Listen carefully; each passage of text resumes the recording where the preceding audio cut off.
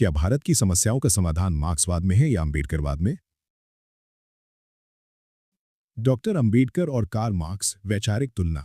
Doctor Ambedkar और Karl Marx दोनों ही समाज में समानता लाने के प्रबल पक्षधर थे, लेकिन उनके रास्तों और प्राथमिकताओं में गहरा अंतर है।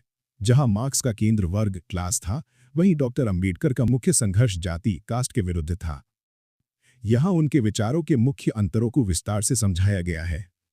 1. संघर्ष का मुख्य केंद्र वर्ग बनाम जाति। मार्क्सवाद के अनुसार समाज का मुख्य विभाजन आर्थिक है, अमीर बुर्जुआ और गरीब सर्वहारा। मार्क्स का मानना था कि जिस दिन आर्थिक विषमता खत्म होगी, बाकी सारी समस्याएं खुद खत्म हो जाएंगे। इसके विपरीत डॉक्टर अम्बेडकर का तर्क था कि भारत में केवल वर्ग नहीं, बल्कि जाति असली समस्या है। उन्होंने कहा था कि हिंदू धर्म में श्रम का विभाजन डिवीजन ऑफ लेबर नहीं, बल्कि श्रमिकों का विभाजन डिवीजन ऑफ लेबरर्स है। उनके अनुसार केवल आर्थिक समानता लाने से दलितों की स्थिति नहीं सुधरेगी जब तक सामाजिक भेदभाव मौजूद है। 2. क्रांति का तरीका हिंसा बनाम कानून। मार्क्स का मानना था कि शोषक वर्ग स्वेच्छा से अपनी सत्ता नहीं छोड़ेगा, इसलिए एक सशस्त्र क्रांति वायलेंट रेवोल्यूशन अनिवार्य है।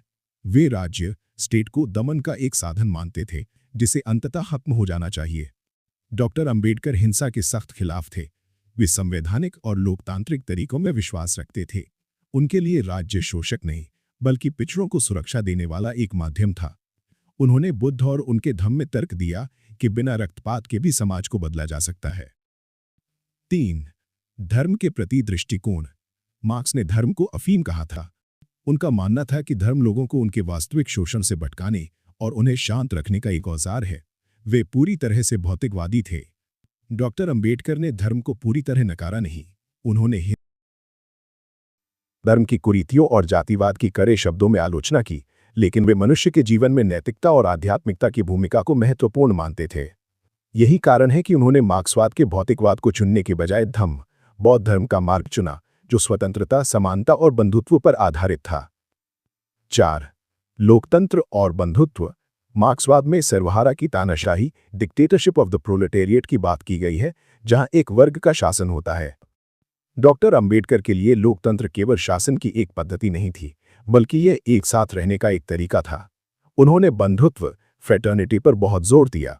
उनका मानना था कि बिना भाईचारे की समानता और स्वतंत्रता अधूरी है। मार्क्स के आर्थिक मॉडल में भाईचारे जैसे मानवीय और मनोवैज्ञानिक पहलुओं को उतनी जगह नहीं मिली थी। 5. समाधान का मार्ग। मार्क्स का समाधान था निजी संपत्ति का खात्मा और उत्पादन के साधनों पर समाज का अधिकार। डॉक्टर अम्बेडकर का समाधान था जाति का विनाश, एनिहिलेशन ऑफ कैस्ट, शिक्षा, कानूनी अधिकार, आरक्षण और राजनीतिक प्रतिनिधित्व।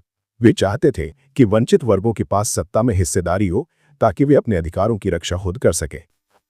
निष्कर्ष: मार्क्स जहां आर्थिक गुलामी की जंजीरों को तोड़ना चाहते थे, वहीं डॉक्टर अम्बेडकर उस मानसिक और सामाजिक गुलामी को खत्म करना चाहते थे जो हजारों सालों से जाति के नाम पर थोपी गई थी। डॉक्टर अम्बेडकर का दर्शन मार्क्स की तुलना में भारतीय परिस्थितियों के अधिक निकट